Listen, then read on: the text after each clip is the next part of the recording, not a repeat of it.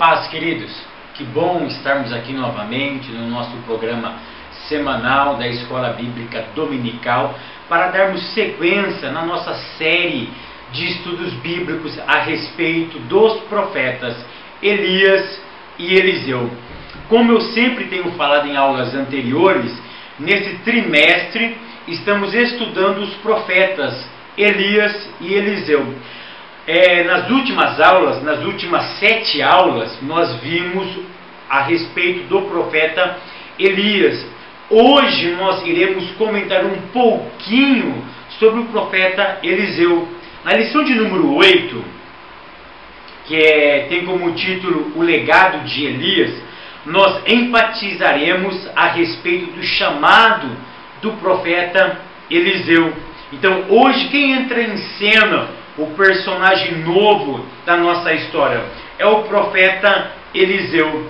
Antes de nós entrarmos na lição O Legado de Elias, eu quero continuar lembrando vocês internautas para continuar clicando no gostei, nos adicionando na lista dos favoritos e se inscrevendo no nosso canal. Então não esqueça de fazer isso.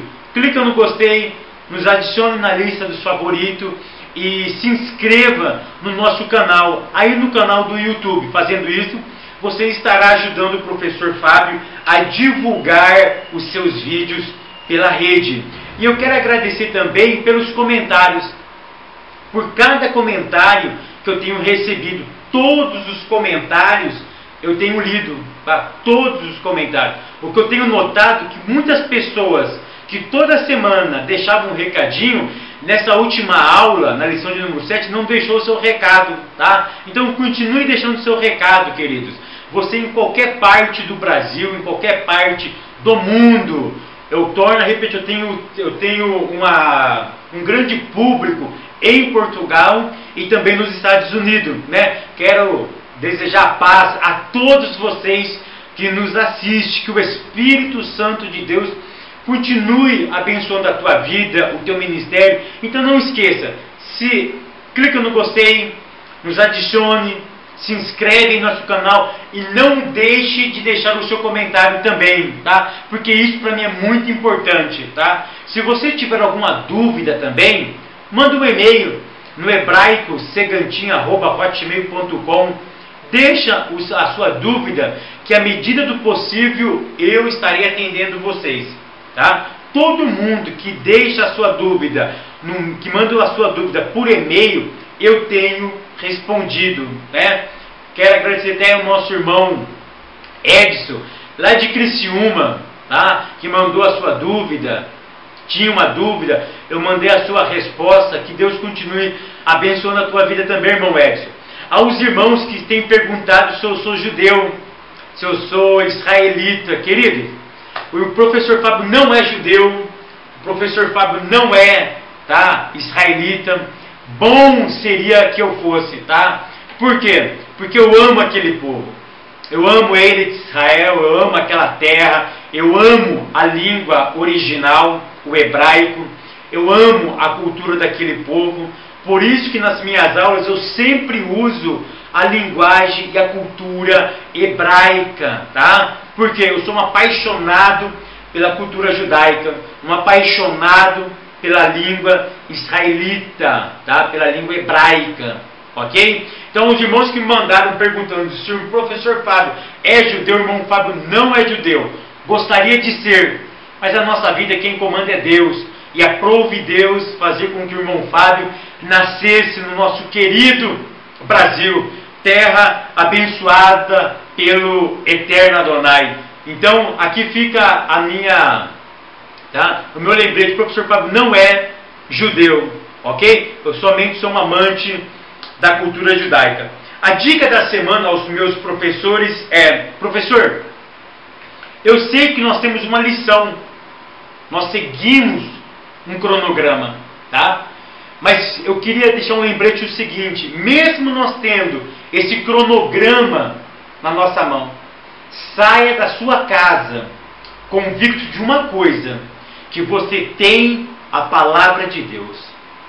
Tenha convicção de uma coisa, que você recebeu a palavra de Deus e que você vai entregar a palavra de Deus para os seus alunos. Essa é a minha dica. Tenha certeza que a palavra de Deus está com você. Transmita para a tua classe, deixa exalar o que você é o possuidor da palavra de Deus. E que a palavra que você ministra na sua escola bíblica dominical é uma palavra poderosa. É uma palavra não simplesmente acadêmica, mas que ela traz em si espiritualidade. E é uma palavra a qual Deus estará respondendo orações através de você. Que a sua palavra seja a palavra de Deus. Carrega, tenha isso em mente, que você é possuidor da palavra de Deus. Ok? Essa é a dica da semana. Querido, hoje o texto para a nossa meditação se encontra no primeiro livro de Reis, capítulo 19, a partir do verso 16, 17 e o verso de número 20 e 21. Então, nós estaremos falando sobre o legado de Elias.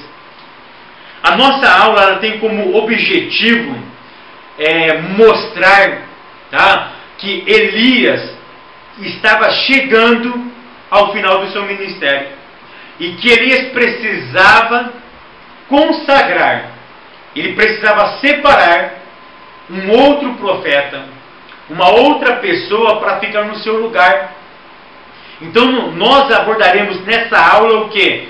A chamada de uma outra pessoa para substituir Elias, que nesse caso foi o profeta Eliseu, e como se deu essa vocação, e como que Elias preparou o profeta Eliseu para ficar no seu lugar. Então hoje a gente vai falar sobre o legado de Elias, sobre a vocação de Elias, o término de sua mensagem, do seu ministério, e como que se deu o início desse ministério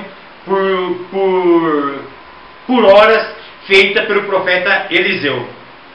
O tópico 1 da nossa lição tem como título O Longo Percurso de Elias. Queridos, vamos deixar uma coisa bem clara aqui. A nossa lição ela tem como pano de fundo qual?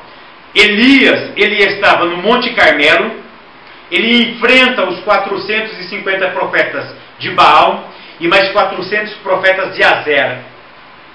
A Bíblia diz que ele mata todos esses profetas, ele profetiza que veria chuva sobre Israel, mas a Bíblia diz que após esse evento do Carmelo, que Carmelo significa vinha de Deus, lugar frutífero, tá? Elias, ele faz o que? Elias, ele ouve a notícia que Jezabel queria matá-lo.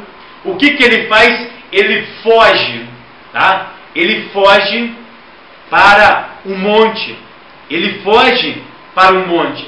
E a Bíblia diz que ele senta, que ele vai até Berseba, ele senta debaixo de um zimbro e ele deseja a morte. Foi a aula de número 5, onde nós abordamos a depressão do homem de Deus. Tá? Então Elias estava lá debaixo daquele zimbro. O Senhor chega para Elias, pede para ele comer, para ele se levantar, que ele teria um longo caminho pela frente. E a Bíblia diz em 1 Reis, capítulo 19, no versículo 8, e levantou-se Elias, comeu e bebeu, e foi com aquela força daquela comida, e caminhou 40 dias e 40 noites até Horebe, monte de Deus. Então, recapitulando, Elias, ele estava debaixo de um zimbro, pedindo a morte. Deus anima ele, ele levanta, ele come, e com a força daquela comida, ele sai de Berseba e ele vai até o Monte Horebe. Tá? De Berseba até o Monte Horebe tem aproximadamente, o nosso autor fala de 400 quilômetros. Champlin vai falar de 240 quilômetros. Outros autores vai falar cerca de 300 quilômetros. Tá? A distância exata ela não é tão importante.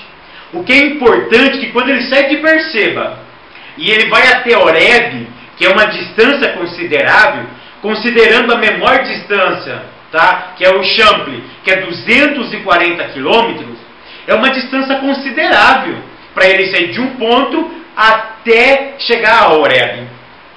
Mas o que é mais fascinante nessa volta, tá? É o que o autor da nossa lição enfatiza, tá? Que Elias precisava voltar às origens. Observa que Elias estava em Berseba. Antes ele estava no Monte Carmelo. No Monte Carmelo é um monte muito lindo. É um monte frutífero. É um monte onde a vinha de Deus floresce. E no Monte Carmelo, Deus tinha revelado algo para Elias. Agora, esse monte onde Deus tinha se revelado para Elias, Deus pede para que ele volte às origens. Na mente de qualquer judeu, ir até Horebe é relembrar o feito de Deus para Moisés. Por quê? Foi no Monte Horebe, que a Bíblia trata de Monte Sinai, foi um monte onde Deus revelou o quê? As tábuas da lei. No Monte Horebe foi o monte da revelação da Torá. Foi aonde Deus materializa de forma escrita toda a sua vontade. Então Deus pede para que Elias fosse até Horebe. E a Bíblia diz que ele caminha 40 dias e 40 noites. E quando chega no Monte Horebe, a Bíblia diz que o que ele faz? Ele entra em uma caverna. O que isso nos remete, queridos? Elias não estava completamente livre da sua tristeza profunda. Lembra que ele estava no zimbro? O anjo pede para ele se levantar, comer e caminhar. Ele caminha quantos dias? 40 dias e 40 noites. E ele vai para onde? Para Horebe. O que significa Horebe? Lugar seco, lugar deserto, lugar ermo. O que Deus queria ensinar para Elias? Elias, no Carmelo, que significa vinha, lugar frutífero, eu se revelei para você. Aqui agora, no Horebe, eu quero se revelar para você também. O que isso nos ensina, queridos? Que em lugar seco, que em lugares deserto, em lugares ermos, Deus se revela para nós. Mas chegando em Horebe, a Bíblia diz que Elias fica dentro de uma caverna. Ele não tinha sido completamente curado. Aí o Senhor pergunta para ele: Elias, o que fazes aqui? E Elias responde para Deus, isso já no Horebe, após caminhar 40 dias e 40 noites.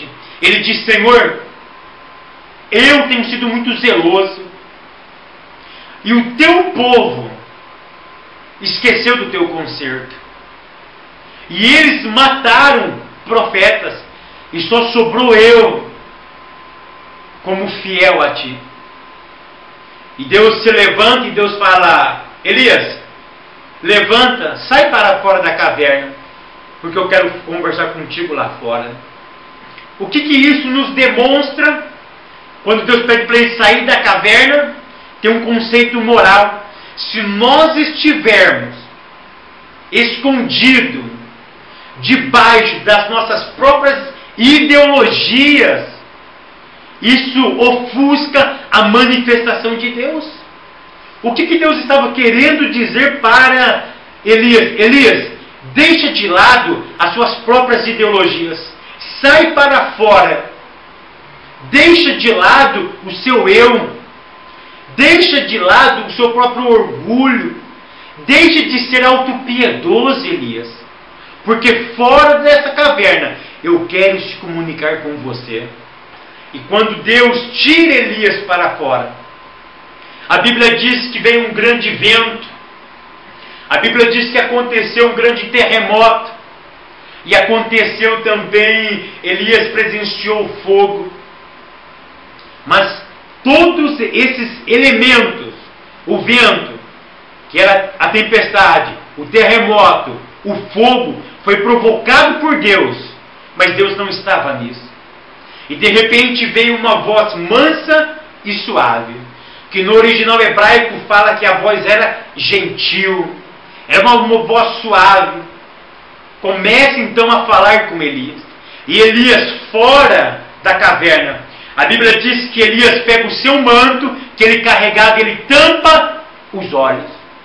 Elias pega o seu manto e tampa os seus olhos. Na cultura asiática, tampar o rosto era sinal de respeito.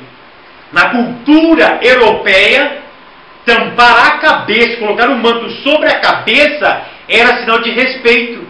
Mas para a cultura asiática, para a cultura judaica, tampar o rosto era sinal de respeito. Elias tinha respeito, porque Elias percebeu que quem estava falando não era um ser qualquer, era o próprio Adonai. E Adonai pergunta para Elias: Elias, o que você está fazendo aqui de novo, pela segunda vez? Por que Deus pergunta pela segunda vez a mesma coisa? Porque Deus queria que Elias se quebrantasse. E Elias responde a mesma coisa. Elias responde para Adonai: Adonai, eu tenho sido zeloso. E só eu fiquei como profetas. Após essa resposta de Elias, Elias então começa agora a receber uma resposta de Deus. E qual foi a resposta que Deus deu a Elias? Deus fala para Elias é o seguinte: Elias, você vai ungir 3 pessoas. Você vai ungir primeiro Azael. Azael você vai ungir rei na Síria. E depois você vai ungir Jeú como rei em Israel. E por último, você ungirá Eliseu como profeta. E Eliseu ficará em teu lugar. Ou seja, Deus estava revelando para Elias, no Monte Horebe, que o tempo dele tinha chegado ao final. A era Elias ia passar e Deus precisava fazer algumas coisas. E dentre elas era deixar um sucessor no lugar de Elias. E a Bíblia diz então que Elias sai de Horebe. E a Bíblia diz que Deus pede para ele ir para Damasco. De Horebe até Damasco são cerca de 640 quilômetros. Mas a Bíblia não relata a chegada de Elias até Damasco. Tá? A Bíblia relata simplesmente Elias indo até a cidade de Abel-Meolá, tá? Que é uma cidade que nós vamos ver. Era onde morava o profeta Eliseu. Tá? Mas essa ida de Eliseu, de Berseba até Horebe, ela é uma viagem que ela nos ensina o quê? Primeira coisa, nós precisamos voltar às origens. Chega uma hora, queridos, na nossa caminhada, que nós estamos caminhando há tanto tempo com o Senhor, às vezes nós temos tanto tempo de evangelho, que nós precisamos rever alguns conceitos. Horebe vai lembrar o quê? Rever conceitos. É em Horebe que Deus fala conosco. É em Horebe que Deus revê os nossos pensamentos. É em Horebe onde Deus vai rever os nossos conceitos. E foi lá em Horebe que Deus revelou para Elias: Elias, eu preciso fazer coisas novas ainda. Foi em Horebe que Elias soube que o tempo dele tinha chegado ao final. E Elias, muito obediente à voz de Deus. A Bíblia diz que Elias então sai de Horebe. E ele sai de Horebe. E ele vai então cumprir o chamado de Deus. Ele vai atrás de Eliseu. Agora nós vamos ver um pouquinho quem foi Eliseu. Observa que Elias tinha chegado ao final. E o autor da nossa revista diz o seguinte: não somos descartáveis, mas ninguém é insubstituível. Querido, isso nós devemos ter em mente.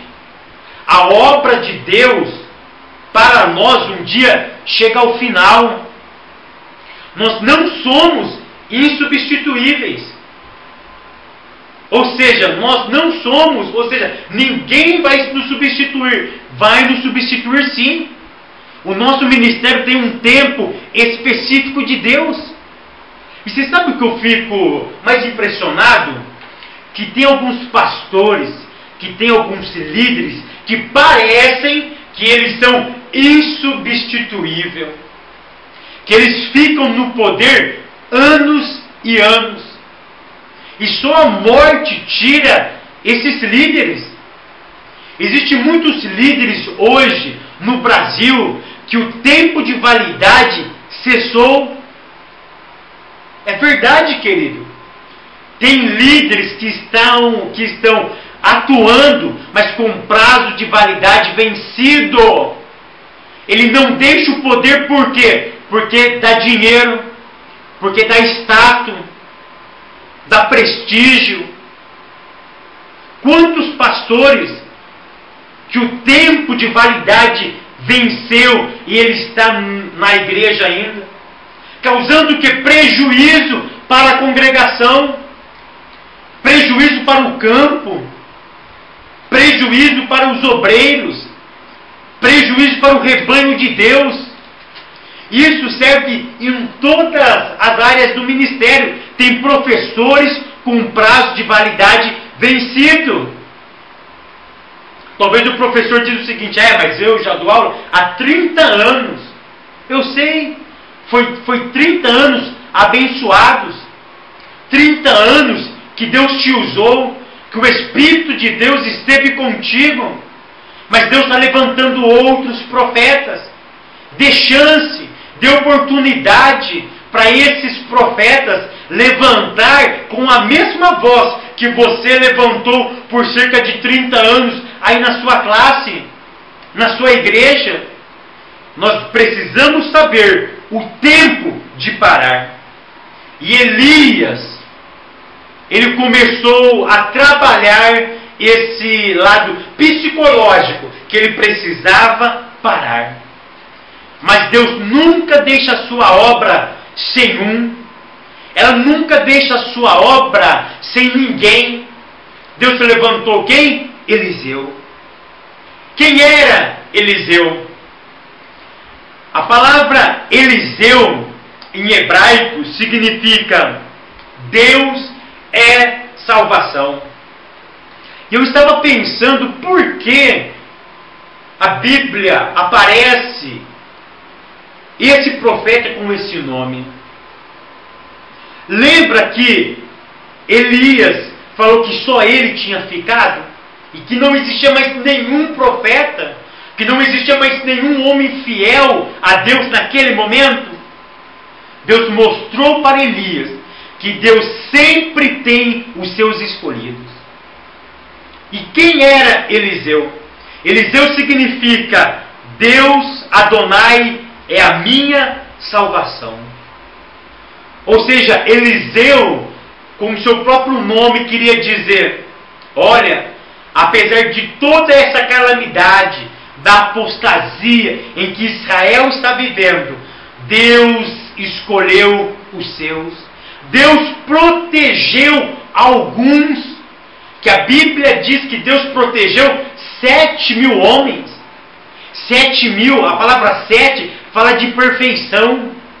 Ou seja, Deus escolheu 7.000. São poucos, sim, mas foram homens perfeitos. Foram homens que não foram homens que estavam em evidências. Foram homens da população. Foram homens do campo. Foram homens simples. Mas foram homens que foram guardados pelo Adonai. Salvação significa proteger algo, guardar algo, algo precioso. E Eliseu carregava isso no nome. Olha, eu sou prova viva de que em meio dessa calamidade que nós estamos vivendo, Adonai protege os seus. Querido, Deus tem protegido os seus nesses últimos dias. Você é um protegido dele. Eu sou um protegido dele. Nós somos protegidos de Deus. E aonde vivia Eliseu? Eliseu, tudo nos indica que ele era um filho de um fazendeiro. A Bíblia diz, no primeiro livro de Reis, no capítulo 19, partiu, pois, Elias dali e achou Eliseu, que Eliseu significa Adonai é a minha salvação. Adonai me preservou da podridão do pecado. Filho de Safate. Safate, no original hebraico, possivelmente o pai de Eliseu era um homem justo. Porque Safate, em hebraico, é da mesma palavra, é da mesma raiz de mispate. Ou seja, Safate significa julgador, decidir causa alheia, auxiliar alguém em processos jurídicos. Ou seja, o pai de Eliseu era um homem que julgava na cidade de Abel-Meolá. Na cidade de Abel-Meolá, possivelmente, o pai de Eliseu era um homem que decidia pequenos problemas judiciários. E a base do julgamento de Safate era baseado na lei de Deus. Possivelmente, Eliseu recebeu a instrução de Deus através do seu pai. Então, o pai de Eliseu, ele era um homem íntegro. Era um fazendeiro, era um agricultor que cultivava as terras, mas era um homem que observava a palavra de Deus. Porque Shafate, em hebraico, é julgar. Julgar baseado na lei de Deus. E Eliseu tinha como raízes a palavra de Deus. Primeira coisa que eu aprendo: Deus não chama qualquer um.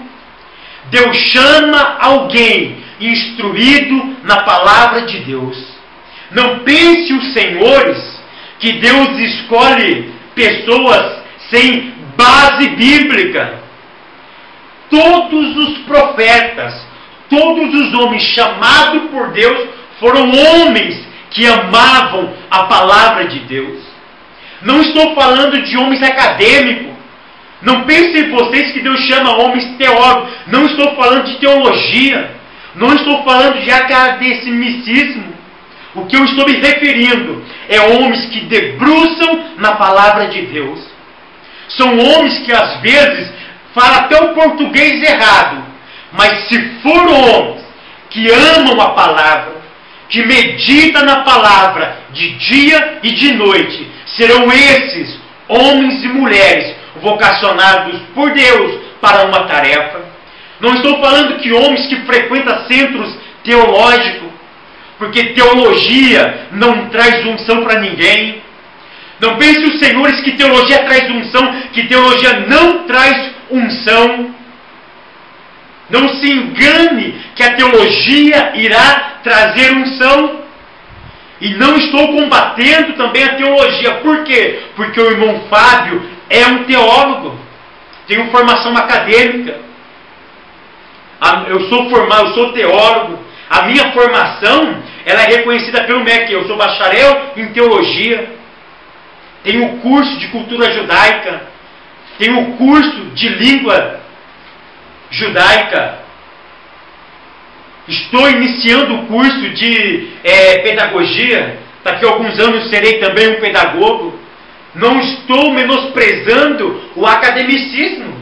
O que eu estou me referindo, que Deus não olha só para isso.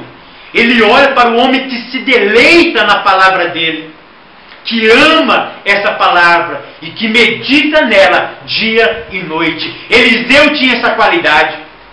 Eliseu meditava na palavra de Deus. Por quê? Porque Shafate, o seu pai, era um homem que instruía Eliseu na palavra de Deus.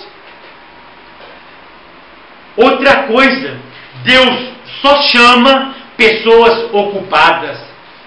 Querido, desculpe-me pela sinceridade, Deus não chama vagabundo. Deus não chama homem para ficar encostado na igreja. Olha para Davi. Davi foi chamado enquanto cuidava das ovelhas. Samuel estava escolhendo alguém na casa de Davi.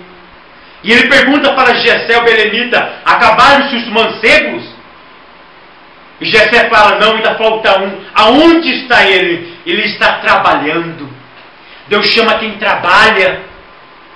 Deus chama pessoa esforçada. Deus não chama vagabundo. Deus não chama pessoas preguiçosas, ociosas. Há um conselho de Salomão, vai ter com uma formiga, ó preguiçoso. Querido, se você é preguiçoso, se você não gosta de trabalhar secularmente, será muito difícil Deus te chamar para o santo ministério. Será muito difícil Deus separar você para algo especial na terra. Porque Deus conta com um homem que está trabalhando. O que Eliseu estava fazendo? Trabalhando. Ele cuidava naquele exato momento de 12 juntas de boi. Quantas juntas ele cuidava? De 12. Uma junta de boi, professor, pode ter 2 a 6 bois. Ou seja, o que é a junta de boi? Vamos pegar 2 bois. 2 bois, você amarra ele um ao lado do outro, tá?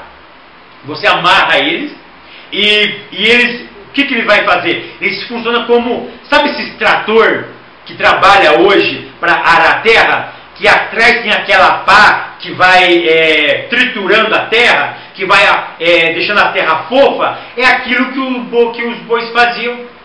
Eles pegavam de 2 a 6 bois, colocavam eles tudo em fileira, amarravam para eles não sair correndo, para eles ficarem tudo junto, tá? Colocava uma armação de madeira, pontas de ferro, e aquele boi então eles caminhavam, fazendo o que? Afofando a terra, arando a terra. E o interessante é que Eliseu, tinha 12 fileiras de boi. Então tinha a primeira fileira, a segunda, Eliseu era o último da fileira. Isso, sabe o que demonstra isso? Quem ficava por último tinha o domínio. Ele era o que liderava aquelas juntas de boi. Observa que antes de Eliseu assumir uma função de Deus, ele já era um líder aonde ele trabalhava. Ou seja, ele era um homem ocupado. Ele não era um homem ocioso. Sabe por quê, querido? Porque ser chamado para o ministério, como diz o nosso autor aqui, ó, não é profissão e nem tampouco emprego, é vocação. Eu fico triste quando eu ouço pregadores, pastores, grandes homens, que se dizem grandes homens, dizem que são chamados, que são vocacionados por Deus, mas esses homens só são vocacionados para os grandes centros. Mas ninguém desses homens quer ser vocacionado, por exemplo, para trabalhar com os ribeirinhos. Pode reparar, a grande maioria desses homens intelectuais, aonde eles ficam? Nos grandes centros. Não estou estou combatendo o intelectualismo, porque eu amo a intelectualidade, eu amo usar artigos teológicos, eu amo grandes teses de doutores, eu amo grandes teses de mestrados, de doutorados, de PhD, da UMESP, de luteranos, de calvinismo, de arminianismo. Eu amo o academicismo. Mas pare e observe, são poucos os homens, são poucos as pessoas que se desprendem da sua realidade e abraça a causa dos menos favorecidos. Esses dias, queridos, eu ouvi um testemunho que me emocionou muito. Eu fui pregar num determinado lugar e um rapaz me contou que uma moça formada numa grande universidade do Brasil, e ela estava lutando para chegar em altos cargos, e ela passou num grande concurso público, e quando ela foi tomar posse da função pública, porque ela tinha passado no concurso público, o Espírito de Deus falou para ela: não, abandone, nem assuma a sua função, porque eu preciso de você na obra de Deus. Eu me emociono com isso, porque são homens desapegados com as coisas dessa vida. Ministério não é emprego, não é profissão, é vocação. E vocação não olha para dinheiro, vocação não olha para status, vocação não olha para o lugar, vocação olha para o chamado daquele que chamou. O que o irmão Fábio, que o professor Fábio faz aqui é vocação. Porque eu não sou sustentado por nenhuma igreja, eu não tenho apoio de nenhuma instituição religiosa, eu não sou amparado financeiramente, eu trabalho num trabalho secular e o meu trabalho é difícil. Eu tenho por semana uma folga só, no sábado, trabalho só à noite. Sabe por que eu faço isso? Porque eu recebi uma vocação. E essa vocação ela não tem preço. Ninguém precisa me pagar para me fazer isso. Eu faço isso porque eu amo. E Eliseu tinha isso. Ele atendeu a vocação. Ele atendeu o chamado. E Eliseu era um homem fervoroso, era um homem ocupado, era um homem amante da palavra de Deus, porque ele ouviu o seu pai ensinar os estatutos de Deus. E uma coisa que mais me impressiona em Eliseu, ele tinha a característica de um discípulo. Qual é essa característica, professor Fábio? Ele sabia servir. Olha a expressão no verso de número 21 do capítulo 19. Capítulo 19 de 1 Reis, e o verso de número 21. Voltou, pois, atrás dele, tomou uma junta de bois e matou, e com ele os aparelhos de boi, cozeu as carnes e deu ao povo comer. Então se levantou e seguiu Elias e o servia. Olha a característica de Eliseu. O que Eliseu fez? Serviu Elias. Ou seja, Eliseu se subordinou a ser discípulo de um outro homem. E o que significa a palavra discípulo, Fábio? Discípulo significa aquele que se coloca debaixo da tutela de alguém para aprender uma arte ou um ofício. Discípulo é aquele que se coloca debaixo da tutela de um mestre para aprender uma arte ou um ofício. Elias era o mestre, Eliseu seria o discípulo, seria o aluno. O que é discípulo? É aluno, é aquele que aprende com alguém. Querido, E isso parece que está faltando hoje no meio evangélico. O quê? Disciplina. Ser discípulo de alguém. Porque as pessoas não querem ser discípulo. As pessoas não querem estar debaixo da tutela de ninguém. E Jesus deixou muito bem claro: aquele que quiser seguir a mim, negue-se tudo, toma a sua cruz e siga-me. Seguir alguém é estar debaixo da tutela desse alguém, porque esse alguém irá te ensinar algo. Ou seja, você será aluno de alguém.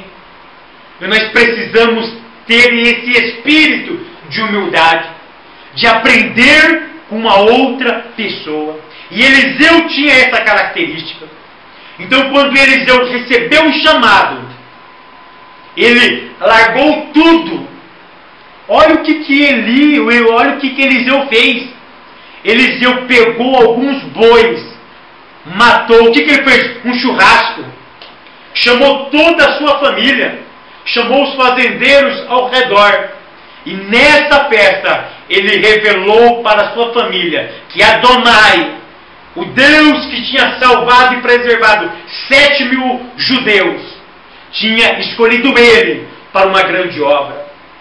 E ele pega o seu material, o seu carro de boi, pega a sua armadura de madeira, a madeira que era um instrumento, o carrinho que ele carregava, que era um instrumento de trabalho. O que Eliseu faz? Queima tudo. O carvão da festa foi o carrinho de trabalho, foi um instrumento de trabalho. O boi foi o churrasco, a carne foi o boi que ele trabalhava. O que isso demonstra? Eliseu, ele tirou, ele queimou tudo aquilo que podia servir de empecilho. Tudo aquilo que podia servir de empecilho na vida dele, ele tirou. Ou seja, eu não vou deixar nenhum resquício da antiga vida, porque agora eu estou em novidade de vida. Querido, se Deus te chamou, larga tudo. Ah, mas é prazeroso, eu ganho muito dinheiro, eu não posso deixar. Eu vou deixar uma pequena lembrança. Caso eu me arrepender, eu volto para a minha antiga profissão. Negativo. Aquele que lançou mão no arado não volta atrás. Olha para a mulher de Ló. A mulher de Ló olhou para trás, virou uma estátua de sal. Se você tem convicção do seu chamado, não olhe para trás. Queima tudo aquilo da vida regressa. Tudo aquilo que ficou para trás do seu chamado, tira, elimina. Tenha convicção do seu chamado. Eliseu tinha essa convicção. Eliseu era novo. A Bíblia diz que possivelmente ele não tinha mulher, porque ele vai avisar somente o seu pai e a sua mãe. Ele respeitava a sua família, porque a sua família tinha ensinado para ele a lei de Deus. Outro dado interessante: por que quando Elias chega para Eliseu, joga o manto sobre ele, Elias de pronto se prontifica? Segundo alguns teólogos, eu acredito nessa ideia, que enquanto Eliseu trabalhava no campo, Deus tinha se comunicado para Eliseu. Deus tinha falado para Eliseu: Eliseu, eu te separei para uma grande obra. Ele não sabia o que, mas ele sabia que uma grande obra Deus tinha reservado para ele. Ou seja, trabalhando em algo secular, mas vivendo uma vida de que Deus um dia iria separar ele para o ministério. Alguns vão dizer que ele sempre ficava por último, dominando ali, porque ele tinha a ideia: se Deus me chamar, será mais rápido para mim fazer a vontade de Deus. Seja como for, querido, Eliseu tinha o espírito de ser servo. Hoje ninguém quer ser servo. Todo mundo quer ser o quê? Líder. Se esquece que o original sempre vai trabalhar essa ideia, que líder na verdade é o servo. Jesus trouxe essa ideia. Jesus disse: eu não vim para servir, eu vim para ser servido. Ele diz: eu não vim para ser servido, eu vim para servir. Era como se colocasse uma mesa e Cristo não ia se assentar nessa mesa. Cristo ficaria de pé, as pessoas sentariam e ele serviria as pessoas. Ou seja, ele veio para servir e não para ser servido. Ora, o maior mestre da história de todos os tempos, o maior homem da história, o maior ser que já viveu nesse globo terrestre, que tinha toda a capacidade, todo o luxo de dizer: eu quero ser servido. E ora, diga-se de passagem, muito bem servido. Não, ele abre mão disso. Eu não quero que ninguém me sirva, eu vou servir vocês. Aprenda isso com Eliseu. Eliseu serviu Elias. Sabe quantos anos Eliseu, após esse episódio, Eliseu ficou servindo Elias? 11 anos. Sabe o que isso me mostra? Se você recebeu um chamado, abraça o chamado. Mas existe um tempo para você entrar em evidência. Quanto tempo durou Eliseu? 11 anos. Foram 11 anos de perseverança. Isso você vai ver lá no livro de 2 Reis. Se você observar em 1 Reis, capítulo 19, aparece o nome Eliseu. O capítulo 20, 21 e 22, não aparece o nome Eliseu. O nome Eliseu só vai aparecer no capítulo 2, depois de 11 anos. Ou seja, a própria Bíblia omite o nome de Eliseu. Mas em todos os episódios de Elias estava Eliseu. Eliseu viveu com Elias. Eliseu orava com Elias. Elias ensinava algumas coisas para Eliseu. Eliseu esteve sob a tutela de Elias por 11 anos. E hoje nós temos o quê? Pessoas querendo ser formadas em um ano. Obreiros que não frequentam escola dominical, querendo ir para o ministério. Pessoas querendo dar aula sem estudar. Querido, isso é incompatível. Você precisa aprender. Você precisa ter esse espírito do quê? De se colocar debaixo de um mestre para aprender uma arte ou um ofício. Eliseu tinha essa característica. O tópico 3 trabalha essa ideia. Qual a ideia? A ideia de ser discípulo. Elias e o discipulado de Eliseu. Eliseu sabia o que era servir. Teve um dia que Eliseu, bem no finalzinho da vida, Elias falou: Eliseu, fica aqui, que eu vou até Gilgal. Não, vou ter com você até Gilgal também. Chegando em Gilgal, ele disse: olha, fica aqui que eu vou até Betel. Não, eu vou até Betel também. Outro fala: fica aqui que eu vou até Jericó. Não, eu vou até Jericó também. Olha, fica até aqui que eu vou até o Jordão. Não, eu vou até o Jordão com você. Eu vou estar com você. E aonde ele ia, tanto em Betel, como em Jericó, como no Jordão, aonde ele chegou, tinha escola de profeta.